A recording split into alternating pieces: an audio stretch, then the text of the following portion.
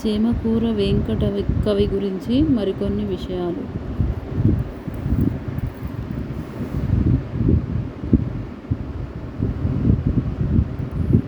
ప్రతిపద్యమునందు చమత్కృతి గలుగంజెప్ప నేర్తు వెల్లెడ బెలుకౌకృతి వింటి మా సారముగా క్షితిలో నీ మార్గమెవరికిని రాదు సుమీ అని రఘునాథ నాయకుడు ప్రశంసించాడు.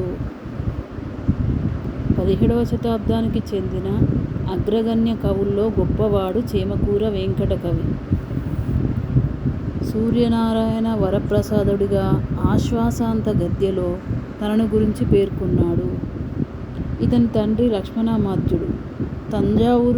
తంజావూరును పరిపాలించిన విజయభవనము అనే పండిత సభను నిర్వహించిన అభినవ భోజరాజుగా అభినవ కృష్ణరాయలు అని పేర్గాంచిన రఘునాథ నాయకుని ఆస్థాన కవిగా ఉన్నాడు. రచనలు: సారంగధర చరిత్ర, విజయ విలాసం అనే ప్రబంధం. విజయ విలాసం 3 ఆశ్వాసాల రమ్యమైన ప్రబంధం. ఇందులో అర్జునుడు, ఉలూచి, చిత్రాంగద, సుభద్రలను వివాహమాడే ఇతివృత్తం ఉంది. తెలుగులో పిల్ల వసు చరిత్రగా ప్రసిద్ధి. ఇది పంచమహాకావ్యాలతో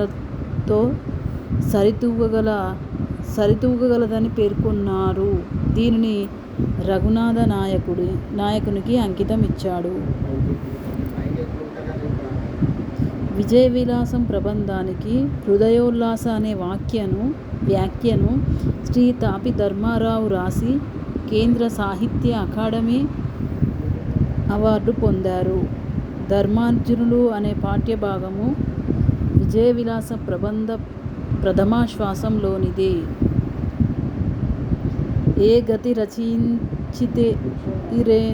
గతి రచయించిరేని సమకాలము వారలు మెచ్చరు గదా అని చేమకూర వెంకట కవి పేర్కొన్నాడు.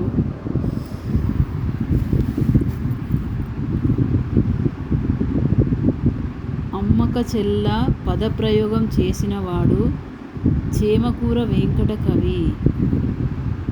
అమ్మక చెల్ల నా హృదయం అమ్మక చెల్లదు వీనికి ఎడన్.